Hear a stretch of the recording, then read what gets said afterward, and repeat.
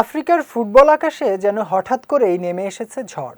যে ট্রফি নিজেদের ভেবেছিল সেনেগাল, সেটি এখন কাগজে কলমে মরক্কোর।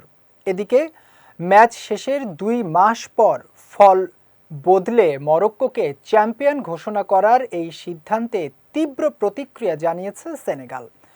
আর সেই শিরোপা ফিরে পেতেই এবার আইনি লড়াইয়ে নেমেছে সেনেগাল। বিস্তারিত জানাচ্ছেন নুসরাত আহমেদ। বিতর্কের কেন্দ্রবিন্দুতে আফ্রিকা কাপ অফ নেশনসের ফাইনাল।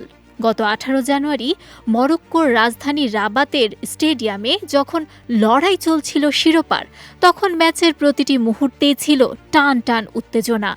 নির্ধারিত সময়ে গোলশূন্য ড্র, তারপর অতিরিক্ত সময়ে এগিয়ে যায় সেনেগাল। গোল করে নায়ক বনে যান পাপা গুইয়ে। তবে শেষ দিকে যেন নাটকের চূড়ান্ত দৃশ্য। পেনাল্টি পায় মরক্কো, কিন্তু সুযোগ হাতছাড়া করেন ব্রাহিম দিয়াজ। এরপরই শুরু হয় বিশৃঙ্খলা। VAR নিয়ে তর্ক, খেলোয়াড়দের মাঠ ছাড়ার ঘটনা, দীর্ঘ বিরতি। সব মিলিয়ে যেন ম্যাচ নয়, এক অঘোষিত নাট্যমঞ্চ।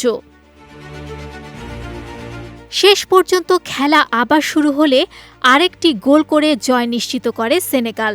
উল্লাসে ফেটে পড়ে দল ও সমর্থকরা। এ সময় মনে হচ্ছিল শিরোপা তাদের হাতেই। কিন্তু গল্পের মোড় ঘুরে যায় হঠাৎই।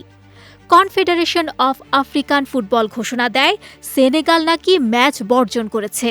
ফলে 3-0 ব্যবধানে মরক্কোকে বিজয়ী ঘোষণা করা হয়। এই সিদ্ধান্তে ক্ষোভে বিস্ফোরিত হয় সেনেগাল। এরই মধ্যে দেশটির ফুটবল ফেডারেশন বিষয়টি নিয়ে আপিল করেছে কোর্ট অফ আরবিট্রেশন ফর স্পোর্টে। তাদের দাবি এই সিদ্ধান্ত অন্যায় এবং আইন বহির্ভূত। এদিকে সেনেগাল সরকারও বিষয়টিকে চরম বেআইনি আখ্যা দিয়ে একটি স্বাধীন আন্তর্জাতিক তদন্তের দাবি জানিয়েছে। এমনকি পুরো ঘটনায় দুর্নীতির সন্দেহের কথাও তুলেছে তারা।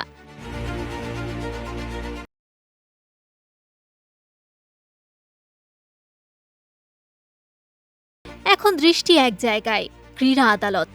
সেখানেই ঠিক হবে এই নাটকীয় ফাইনালে সত্যিকারের চ্যাম্পিয়ন কে, মাঠের জয়ী নাকি কাগজের। নুসরাত আহমেদ, বিজয় টিভি নিউজ ডেস্ক।